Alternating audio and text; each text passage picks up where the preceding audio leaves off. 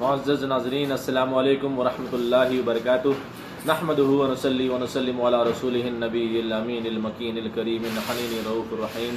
اما بعد فاعوذ باللہ من الشیطان الرجیم، بسم اللہ الرحمن الرحیم۔ رب اشرح لی صدری ویسر لی امری واحلل عقدۃ من لسانی یفقہوا قولی، ربی زدنی علما ربی زدنی علما ربی زدنی علما۔ صدق اللہ العظیم۔ انشاءاللہ الرحمن سورہ صاد کی مختصر تفسیر اور مختصر ترجمہ پیش کرتا ہوں۔ جیسا کہ ہم نے 2 نشستوں میں سورہ صاد کا ترجمہ اور اس کی تفسیر سماعت کی، اور یہ آج تیسری نشست ہے۔ اللہ تبارک و تعالیٰ ارشاد فرماتا ہے، بسم اللہ الرحمن الرحیم، اللہ کے نام سے شروع جو بڑا مہربان اور نہایت رحم والا ہے۔ اور یہ تمہارے گناہوں کا نتیجہ ہے، پس چاہیے کہ وہ اب اس کا مزہ چکھے۔ کیا؟ کھولتا ہوا گرم پانی اور کھولتا ہوا گرم جہنمیوں کا پیپ، جو جہنمیوں کے زخموں سے اور جسم کے مختلف حصوں سے بہے گا، اور اس میں ایسی بدبو ہوگی جس کی تکلیف سے جہنمی چیخ و پکار کریں گے، اور اس کے جیسے اور دوسرے عذاب بھی ہوں گے، یعنی ایسے بہت سارے عذاب ہوں گے۔ اور جہنم کا عذاب اس قدر سخت ہے کہ ایک قطرہ اگر اس کے عذاب کا دنیا پہ ڈالا جائے تو پوری دنیا ہلاک ہو جائے، یعنی اس قدر دردناک ہوتا ہے جہنم کا عذاب، اس قدر سخت ہے جہنم کا عذاب کہ اگر دنیا پہ ایک قطرہ اگر جہنم کے عذاب کا، دوزخ کے عذاب کا اس کائنات پہ اگر ڈال دیا جائے ایک قطرہ، تو سارے کے سارے لوگ ہلاک ہو جائیں گے، اس کے زہر کی وجہ سے، اس کی سختی کی وجہ سے۔ اور جہنم کی آگ کے بارے میں ارشاد ہوتا ہے کہ جہنم کی آگ جس کو ملی ہوگی، اگر اس سے موازنہ کیا جائے تو جہنم کی آگ اتنی زیادہ دہکتی ہوئی ہوگی، اتنی زیادہ اس کے اندر تپش ہوگی، اتنی زیادہ اس کے اندر جلن ہوگی، اور اس کے اندر اتنی زیادہ سختی ہوگی کہ اگر اس آگ سے اور دنیا کی آگ کا موازنہ کیا جائے، دنیا کی آگ سے کمپیئر کیا جائے، تو اگر وہ دنیا کی آگ میں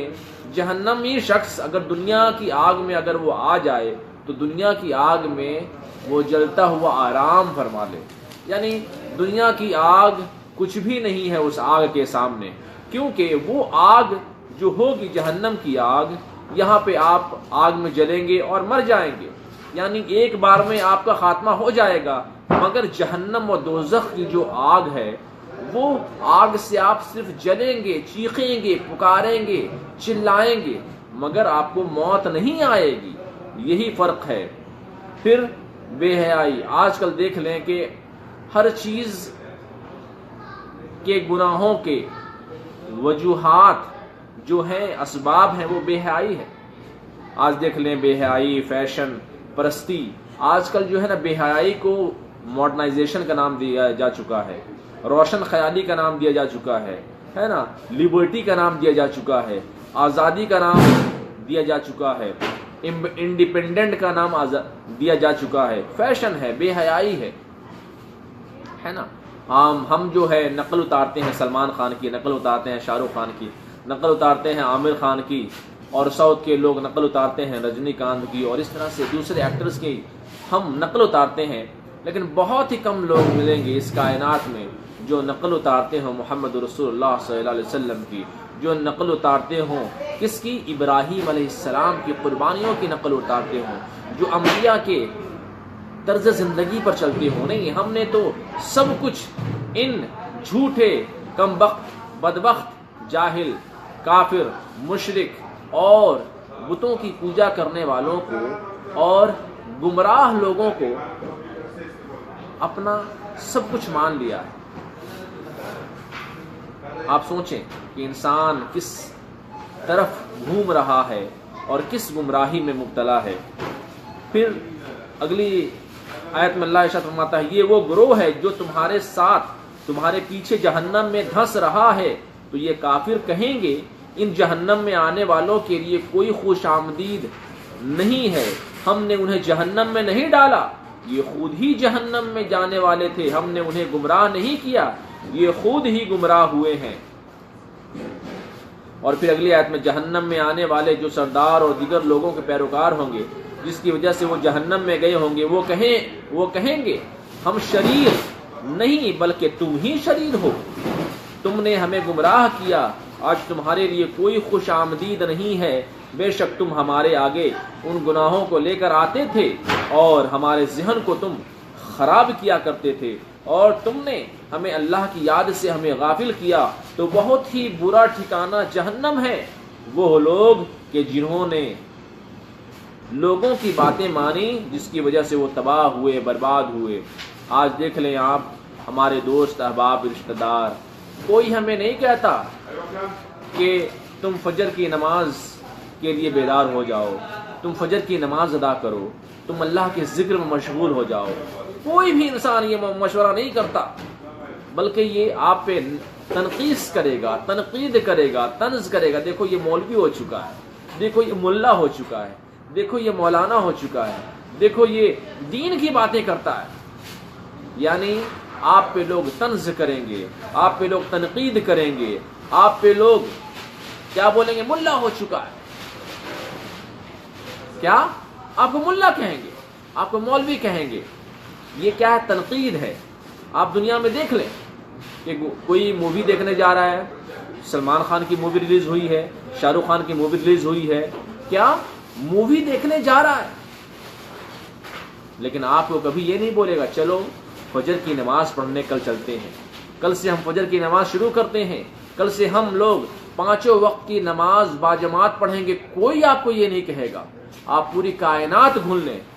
بہت کم 1 کروڑ میں بھی ایک شخص نہیں ملے گا جو ایسا دوست ہو کہ جو یہ کہے کہ مووی دیکھنے مت جاؤ، لڑکیوں سے ملنے نہیں جاؤ، گرل فرینڈ سے ملنے مت جاؤ، یہ خواتین، یہ بدنگاہی کرنے والی، یہ بدبخت لڑکیوں سے تم ملنے مت جاؤ، چلو تم اللہ کی راہ میں 3 دن جماعت میں چلو۔ نہیں، ابھی میڈیمک ایگزامینیشن ہوا ہے، کلاس 9، 10، 7، 8 کا ایگزامینیشن ہم نے دیا ہے، کوئی ہمیں یہ نہیں کہتا کہ چلو 3 دن اللہ کی راہ میں اللہ کا ذکر کرنے ہم چلتے ہیں۔ نہیں، وہ یہی کہیں گے چلو ہم دیگا گھومنے چلتے ہیں، چلو ہم جو ہے انڈمان اور نکوبار گھومنے چلتے ہیں، چلو ہم گوا گھومنے چلتے ہیں، چلو ہم کشمیر گھومنے چلتے ہیں، لیکن کوئی یہ نہیں کہے گا کہ چلو 3 دن جو ہے وہ اللہ تبارک و تعالی کی خوشنودی کے خاطر ہم اللہ کی راہ کے لیے نکل لیں۔ ایسا کوئی بھی نہیں کہتا۔ ہاں فلم دیکھنے کے لیے کہیں گے، ہاں ڈسکو میں جانے کے لیے کہیں گے، ہاں کلب میں جانے کے لیے کہیں گے، پب میں جانے کے لیے کہیں گے، حقہ پینے کے لیے کہیں گے، شراب پینے کے لیے کہیں گے، گرل فرینڈ سے ملنے کے لیے کہیں گے، غلط کاموں کے لیے وہ دعوت دیں گے، لیکن اللہ کے لیے دعوت دینے والا بہت کم ہے اس کائنات میں۔ تو کیا جب جہنمی جہنم میں جائیں گے، جب جہنمی کو کہ نامہ اعمال دیے جائیں گے تو ایک دوسرے سے جہنمی کہیں گے کیا کہ تم ہی ہمارے گناہ گاروں کے سردار ہو، تمہاری وجہ سے ہی ہم نے گناہ کیا، تمہاری وجہ سے ہی ہم جہنم میں جانے والے ہیں، تمہاری وجہ سے ہی یہ فرشتے ہمیں جہنم میں ڈھکیلنے والے ہیں۔ پھر وہ کہے گا کہ ہم نے تم سے زبردستی نہیں کی تھی، تم خود گمراہ ہو گئے تھے، میں نے تمہیں کہا تھا چلو مووی دیکھنے، تم مووی دیکھنے آ رہے تھے، میں نے تمہیں کہا تھا چلو بدنگاہی کرنے، تم بدنگاہی کرنے خود سے آ رہے تھے، میں نے تمہیں زبردستی نہیں کی تھی۔ یعنی دونوں جہنمی جس کا فیصلہ کر دیا جائے گا، وہ جہنمی دونوں ایک دوسرے کو جو ہے وہ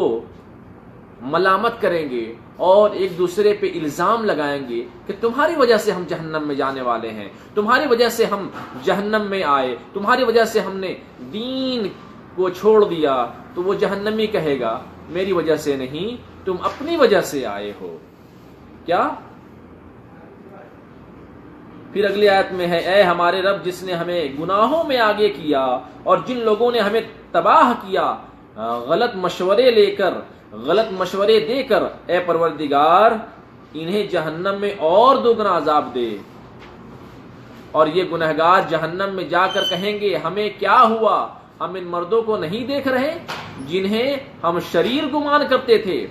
پھر اگلی آیت میں ہے کیا ہم نے انہیں مذاق بنا لیا تھا، ہم نے جو ان کے ساتھ جو مذاق کیا تھا ہو سکتا ہے کہ غلط کیا ہو یا پھر وہ جہنم میں ہو اور ہماری آنکھیں انہیں نہ دیکھ سکیں اور آنکھیں ان سے پھر کٹی ہوں تو یہ ان سے کہا جائے گا یہ نیک لوگ جہنم میں نہیں. یعنی بہت سارے لوگ ایسے تھے جو ان کے ساتھ رہا کرتے تھے لیکن وہ جہنم میں تلاش کریں گے. جہنم میں اپنے دوستوں کو تلاش کریں گے کہ وہ میرا دوست کہاں ہے, نہیں نظر نہیں آتا, میں جل رہا ہوں گناہوں میں, دوسرا میرا دوست کہاں ہے, تو وہ انہیں نظر نہیں آئے گا. کیوں کہ اللہ تبارک و تعالیٰ نے اسے ہدایت دے دی تھی اور اس نے کوشش کی اور وہ دین کی طرف چلا آیا تھا اور وہ جنت میں اس کا مقام بھی ہے. پھر اگلی آیت میں کیا ہے؟ بے شک جہنمیوں کا آپس میں لڑنا اور جھگڑنا. اس سے پہلے اللہ نے فرمایا کہ یہ نیک لوگ جہنم میں نہیں بلکہ آج عزت کے ساتھ وہ نعمتوں میں اور جنت میں ہیں. یعنی جو تمہارے دوست تھے, جو تمہاری نظر میں شریر تھے, لیکن انہوں نے توبہ کر لی تھی اور اللہ کی رضا کی خاطر, اللہ کی خوشنودی کی خاطر وہ صحیح دین پر صراط مستقیم پہ چلنے لگے تھے, اللہ تبارک و تعالیٰ نے انہیں نعمت عطا فرمائی اور وہ جنت میں ہیں. پھر اگلی آیت میں بے شک جہنمیوں کا آپس میں لڑنا اور جھگڑنا یہ ضرور سچی بات ہے, ایسا ہوگا اس میں کوئی شک نہیں. پھر اگلی آیت میں اے محبوب آپ فرمائیے میں تو صرف ڈر سنانے والا ہوں, اللہ کے سوا کوئی معبود نہیں. کیا اے محبوب آپ فرمائیے کیا میں تو صرف ڈر سنانے والا ہوں, اللہ کے سوا کوئی معبود نہیں. وہ اللہ ہے جو ایک ہے, قہار ہے, جس کی چاہے وہ گرفت فرما لے. پھر اگلی آیت میں ہے وہ اللہ آسمانوں اور زمین کا رب ہے اور جو کچھ آسمان اور زمین کے درمیان ہے اس کا بھی وہ رب ہے. وہ عزیز ہے, غالب ہے, غفار ہے, بہت بخشنے والا ہے. اور اے محبوب آپ فرمائیے یہ بڑی خبر ہے, یعنی قیامت کی خبر, تم اس سے اعراض کرتے ہو, اپنے چہرے کو پھیر لیتے ہو, یعنی تم اپنی موت اور قیامت کے دن کی تیاری نہیں کرتے. جب آسمانوں میں فرشتے کسی معاملے میں بحث کر رہے تھے اس بات کا مجھے کوئی علم نہیں تھا مگر یہ علم مجھے اللہ تعالیٰ نے عطا کیا, میری طرف وحی کی گئی. پھر اگلی آیت میں ہے میں تو صرف تمہیں کھلا ڈر سنانے والا ہوں گناہوں کی وجہ سے جو تم پہ عذاب آئے گا, اس سے ڈراتا ہوں تاکہ ڈر جاؤ اور گناہ چھوڑ دو. یعنی اللہ کے رسول صلی اللہ علیہ وآلہ وسلم ارشاد فرماتے ہیں کہ میں تمہیں ڈر سنا رہا ہوں, میں تمہیں تمہارے مستقبل کی حقیقت کو واضح کر رہا ہوں. کیا اگر تم نے نیک اعمال کیے تو اللہ تبارک و تعالیٰ تمہیں جزا دے گا, اللہ تبارک و تعالیٰ تمہیں جنت عطا فرمائے گا, اللہ تبارک و تعالیٰ تمہیں نعمتیں عطا فرمائے گا جو ہمیشہ ہمیشہ کے لیے ہوں گی, جو کروڑہ اربوں خربوں سال ہی نہیں بلکہ اس سے بھی زیادہ سال اور ہمیشہ ہمیشہ کے لیے ہوں گی. اور میں تو صرف تمہیں کھلا ڈر سنانے والا ہوں تاکہ تم گناہوں سے توبہ کر کے باز آ جاؤ اور اللہ کی بارگاہ میں کیا سجدریز ہو جاؤ اور اللہ کی پاکی بیان کرنے لگو اور گناہوں سے بچ جاؤ, گناہوں سے نفرت کر لو, گناہوں کو چھوڑ دو. اور یاد کرو جب آپ کے رب نے فرمایا فرشتوں سے بے شک میں مٹی سے بشر بنانے والا ہوں, کیا میں مٹی سے بشر بنانے والا ہوں, پھر جب میں اس سے درست بنا دوں اور اس میں اپنی روح کو داخل کر دوں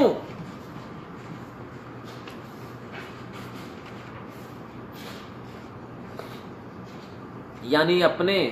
دربار کی مقرب اور معزز روح کو داخل کروں, پھونک دوں تو تم سجدوں میں گر جانا. کیا یعنی جب میں تمہیں مٹی سے بنا دوں اور مٹی سے بنانے کے بعد جب اس میں روح پھونک دوں, کیا یعنی اپنے دربار کی قریب مقرب اور معزز روح کو داخل کر دوں, پھونک دوں تو تم سجدوں میں گر جانا. پھر جو ہے تمام فرشتوں نے سجدہ کیا, تمام فرشتوں نے کیا سجدہ کیا مگر شیطان ابلیس نے سجدہ نہ کیا. اب جو ہے یہ آدم علیہ السلام کے سجدے کی بات آئے گی کہ آدم علیہ السلام کو جب اللہ تبارک و تعالیٰ نے بنایا اور اللہ تبارک و تعالیٰ نے روح پھونکی تو اس مٹی میں روح پھونکی اور پھر اللہ تبارک و تعالیٰ نے یہ ندا دی کہ تمام کے تمام لوگ سجدے میں گر جاؤ. کیا اللہ نے کیا فرمایا؟ بس تمام ہی تمام فرشتوں نے سجدہ کیا مگر شیطان ابلیس لعین لعنت ہو نے سجدہ نہ کیا. ابلیس نے تکبر کیا. ابلیس نے کہا ہمارے لیے عبرت ہے انسان اپنے دل میں عاجزی رکھے. یہ جو واقعہ ہے اس کے لیے ہمیں عبرت حاصل کرنی چاہیے. ابلیس نے تکبر کیا اور کافروں میں سے ہو گیا. اللہ تعالیٰ نے فرمایا اے ابلیس تجھے کس چیز نے سجدہ کرنے سے روکا؟ اللہ تبارک و تعالیٰ نے پوچھا میں نے جب حکم دیا، میں نے تجھے جب حکم دے دیا کہ سجدہ کر تو تجھے کس چیز نے روکا؟ آخر کون سی چیز تھی جس کی وجہ سے تو سجدے میں نہ گیا؟ اس آدم علیہ السلام کو سجدہ کرنے سے کس نے روکا جسے میں نے اپنے ہاتھوں سے اپنی قدرت سے پیدا کیا؟ کیا تو نے تکبر کیا یا تو پہلے ہی سے متکبر تھا اور دل میں تو اپنے آپ کو بڑا سمجھتا تھا، یا تجھے میں نے جب حکم دیا تو تیرے دل میں تکبر پیدا ہو گیا؟ پھر ابلیس نے فرمایا، اس نے کہا میں آدم علیہ السلام سے بہتر ہوں، تو نے مجھے آگ سے بنایا اور تو نے اسے مٹی سے بنایا. یعنی ہمیں سبق کیا ملتا ہے کہ اللہ کے حکم کے مقابلے میں اپنی سوچ کا جو دخل ہے، اپنی سوچ کو استعمال کرنا کیا ہے؟ یہ شیطانی کام ہے. اللہ تبارک و تعالیٰ نے فرما دیا کہ سارے آسمان کی بادشاہت اللہ کی ہے. اللہ تبارک و تعالیٰ نے فرما دیا کہ رسول اللہ صلی اللہ علیہ وسلم ایک لمحے میں وہ سدرۃ المنتہا سے عرش معلیٰ پہ جاتے ہیں، اللہ کا دیدار کرتے ہیں، اس کے بعد جنت کا دیدار کرتے ہیں، جہنمیوں کے حالات کو دیکھتے ہیں اور وہاں سے واپس بھی آ جاتے ہیں. یہ سب لمحے میں ہو گیا. تو کیا اس میں ہم سوچنے کی ضرورت نہیں ہے، بس یہ معراج تھی رسول اللہ صلی اللہ علیہ وسلم کو اللہ نے کروائی، اس پر ہمارا ایمان ہے، اس پر ہمارا یہ عقیدہ ہے. ہیلو اسلام کے بھرا اي ما هي مش نودي ان شاء الله انا كلام واحد اوكي هو كلم هو كلام وايدي اوكي اوكي شكرا شكرا جزاك الله. کیا اللہ کے حکم کے مقابلے میں اپنی سوچ کا جو ہے وہ استعمال کرنا وہ کیا ہے؟ جہالت ہے، بدبختی ہے، یہ بدعت ہے، یہ انسان کی جہالت کا سب سے بڑا ثبوت ہے کہ ہم سوچ نہیں سکتے. جو اللہ تبارک و تعالیٰ نے جو نظام بنایا اس کے بارے میں ہم تصور نہیں کر سکتے. اب دیکھیں اس کائنات میں جتنی بھی چیزیں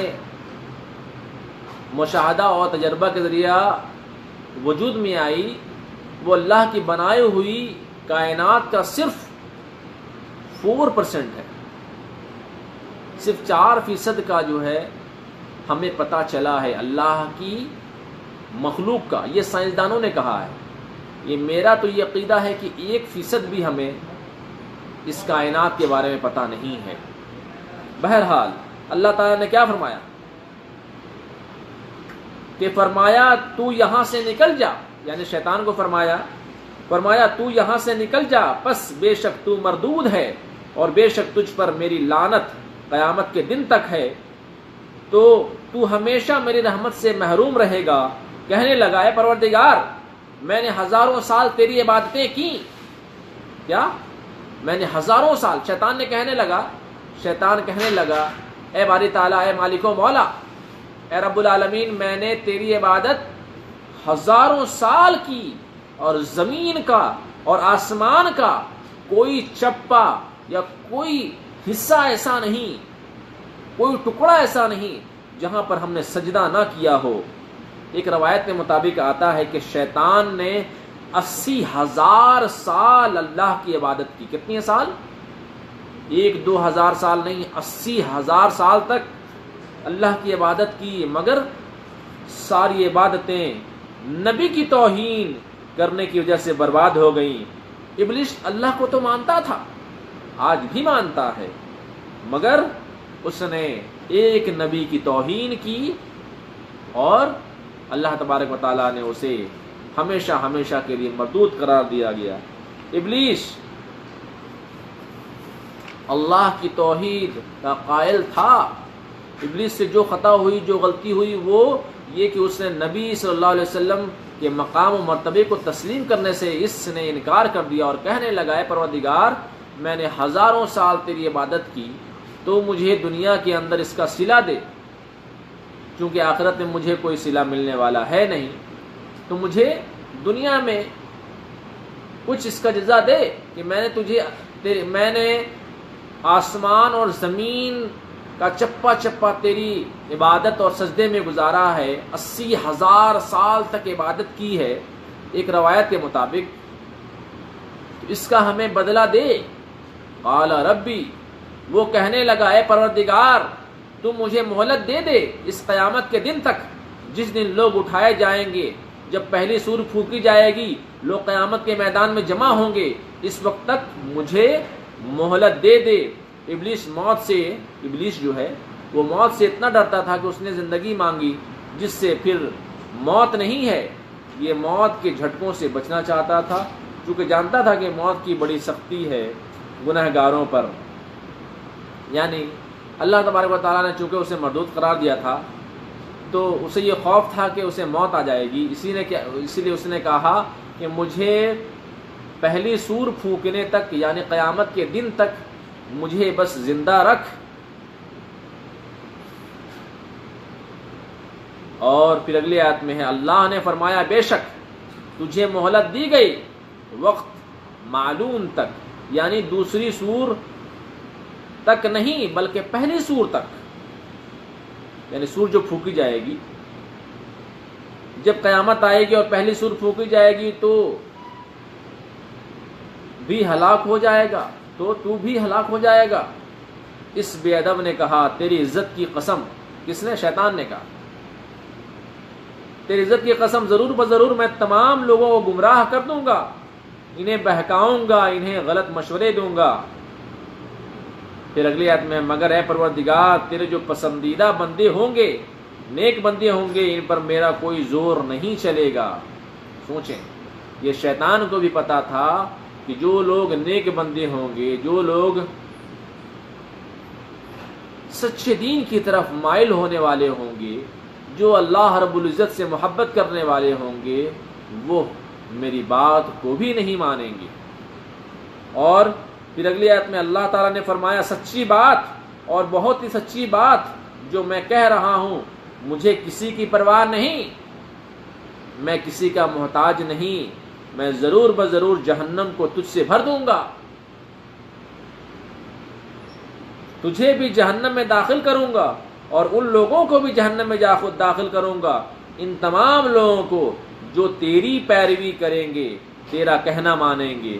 یعنی شیطان کو اللہ تبارک و تعالیٰ نے فرمایا کہ میں تجھے اور جو لوگ تیری پیروی کریں گے ان سب کو میں جہنم میں ڈال دوں گا. اور لوگ کہتے ہیں، آج دیکھ لیں، آج لوگ کہتے ہیں شیطان ہمیں بہکاتا ہے، شیطان ہمیں زنا کرنے کو کہتا ہے، شیطان ہمیں غلط کام کرنے کو کہتا ہے، شیطان ہمیں چغلی، غیبت، زنا، گالیاں، جھوٹ، گلوچ، غصے، ساری چیزوں پر کون حاوی ہوتا ہے؟ شیطان حاوی ہوتا ہے نا. لیکن شیطان ہمارا ہاتھ نہیں پکڑتا، ہمیں زبردستی نہیں کہتا. کوئی بھی آپ کسی بھی بڑے عالم سے پوچھ لیں کہ کیا ہم سے شیطان زبردستی گناہ کروا لے گا؟ کیا ہمیں ڈھیل کر گناہ کروا لیتا ہے؟ کیا ہمیں زبردستی ہم سے گناہ کروا لیتا ہے؟ نہیں، ہم خود گناہ کی طرف جاتے ہیں اور وہ شیطان ہمیں پش کر دیتا ہے. کیا؟ وہ صرف غلط مشورے دیتا ہے، وہ صرف غلط مشورے دے کر ہمیں بہکاتا ہے، وہ ہمیں پن کرتا ہے بس. پھر اگلی آیت میں اے محبوب آپ فرمائیے میں تم سے اس تبلیغ دین پر کوئی اجرت کا سوال نہیں کرتا اور میں بناوٹ کرنے والا نہیں ہوں. میں سچا نبی ہوں، اللہ کا حکم تمہیں پہنچاتا ہوں۔ یعنی رسول اللہ صلی اللہ علیہ وسلم فرماتے ہیں کہ اے کفار و مشرکین،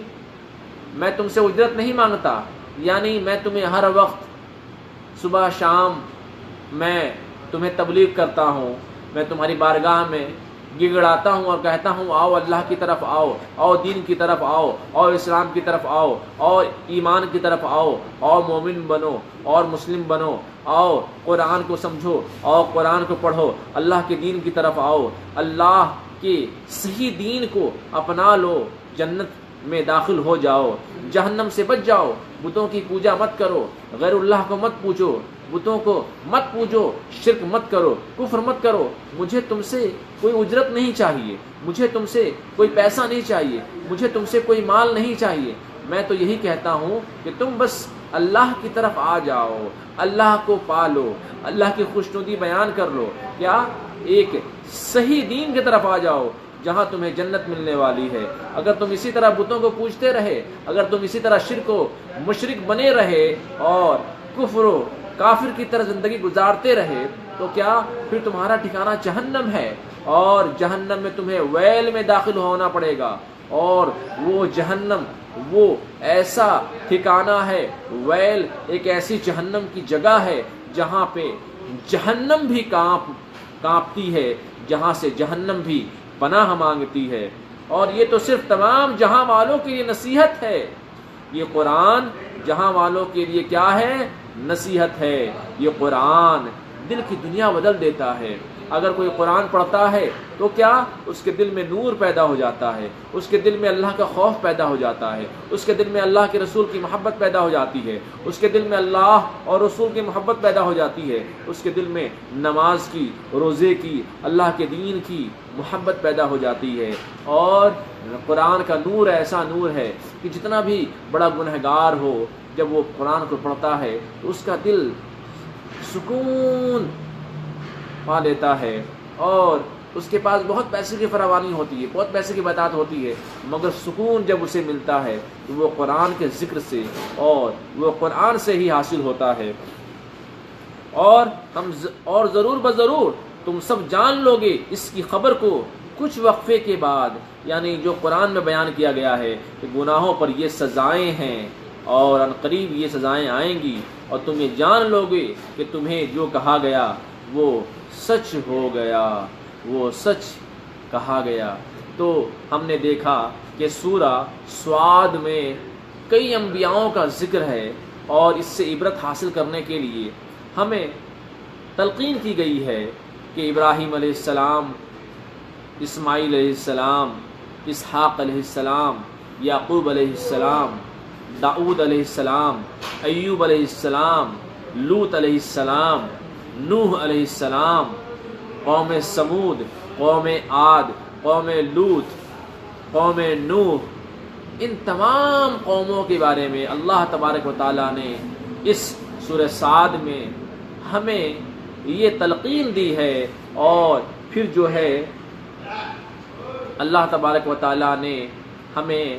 آدم علیہ السلام پہ بھی ہمیں بات کی، شیطان کے حوالے سے ہی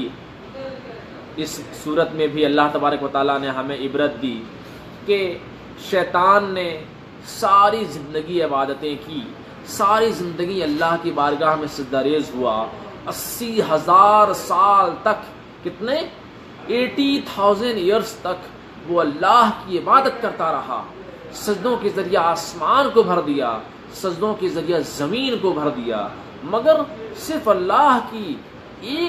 ایک غلطی میں وہ نہ ایک غلطی اس نے کی، اور اللہ تبارک و تعالیٰ نے اسے جنت سے بے دخل کر دیا، مردود قرار دے دیا، جہنمی قرار دے دیا۔ تو سوچیں اللہ تبارک و تعالیٰ کہ جو نیک بندے ہوتے ہیں وہ اللہ کی بارگاہ میں یہی دعا کرتے ہیں، اے باری تعالیٰ ہمارے ظاہر کو بدل دے مولا، ہمارے باطن کو بدل دے مولا، ہمارے جسم کے اعضاء کو جب جھکیں تو تیری بارگاہ میں جھکیں، ہمارے جسم کے اعضاء جب جھکیں تو مسجد میں جھکیں، ہمارے جسم کے اعضاء جب جھکیں مکے اور مدینے کے احاطے میں جھکیں، اور جب ہمارے جسم کے اعضاء جھکیں تو صرف اللہ رب العزت کے سامنے جھکیں، دنیا کے کسی بڑے امیر کے سامنے نہیں جھکیں، دنیا کے کسی بادشاہ، وزیر، چاہے وزیر اعظم ہو چاہے صدر ہو، دنیا میں کسی بھی کے بھی سامنے ہمارا سر نہ جھکے، صرف خالق کائنات کے سامنے سر جھکے، صرف اللہ رب العزت کے سامنے سر جھکے، اور ہم یہی دعا کریں گے، اے باری تعالیٰ ہمارے جسم کا ہر گوشہ، ہمارے جسم کا ہر خون تیری بارگاہ میں قربان ہے، اے باری تعالیٰ اپنی محبت میں ہمارے جسم کا ہر قطرہ قربان کر دیں۔ اور جب بھی ہمارے ملک میں آپ دیکھتے ہیں، ہمارے ملک ہندوستان میں بہت سارے قوانین بن رہے ہیں، اور مشرکین، کفار و مشرکین اور جو موجودہ حکومت ہے وہ ہمارے ملک کے آئین پر، ملک کے قوانین پر بہت زیادہ ظلم کرنے کی کوشش میں ہے، اور تشدد اور اس طرح سے ملک میں فساد اور اس طرح سے دنگا کرانا چاہتی ہے۔ تو ہم یہی دعا کریں گے، اے باری تعالیٰ سب سے پہلے ہمارے دل میں اللہ کی محبت عطا فرما دے، ہمارے دل میں قرآن کی محبت دے، ہمارے دل میں حدیث کی محبت دے، ہمارے دل میں تمام انبیاء، صحابہ، تابعین، تبع تابعین اور جتنے بھی اللہ کے نیک بندے ہیں ان کی محبت دے، اور اس کے بعد جو ہے علماء دین کی محبت دے، اور ہمارے دل میں اپنے ملک ہندوستان کی محبت دے، اور ہماری شریعت سے محبت دے۔ کوئی ہماری شریعت کو تکلیف دینے کی کوشش کرے، ہم اس کے پیچھے نہ ہٹیں بلکہ اس کا مقابلہ کریں، اس سے لڑیں اور اپنا حق مانگیں۔ اور ہم یہی دعا کرتے ہیں، اے باری تعالیٰ ہمارے ظاہر کو بدل دے، ہمارے باطن کو بدل دے، اور ہمارے مستقبل میں خوشیاں ہی خوشیاں میسر ہوں، کیوں کہ ہم کو ایسا نصیب عطا فرما اور ایسی سوچ عطا فرما، ایسی فکر عطا فرما کہ بس ہمارے دل میں ایک ہی خیال ہو کہ بس آج ہمیں 5 وقت کی نمازیں پڑھنی ہیں اور اللہ کو راضی کرنا ہے، اچھے اخلاق کے ذریعہ، اچھے کلام کے ذریعہ، اچھے اخلاص کے ذریعہ اور اچھی عبادات کے ذریعہ، اللہ کے ذکر کے ذریعہ۔ ہم انہی باتوں کے ساتھ یہی اللہ تبارک و تعالیٰ سے دعا کریں گے، اللہ تبارک و تعالیٰ ہمیں قرآن کا نور ہمارے دل میں مزین کر دے، اور قرآن کے نور کے ذریعہ ہم علم حاصل کریں اور اس پہ عمل کریں، اور عمل کرنے کے بعد اس علم کو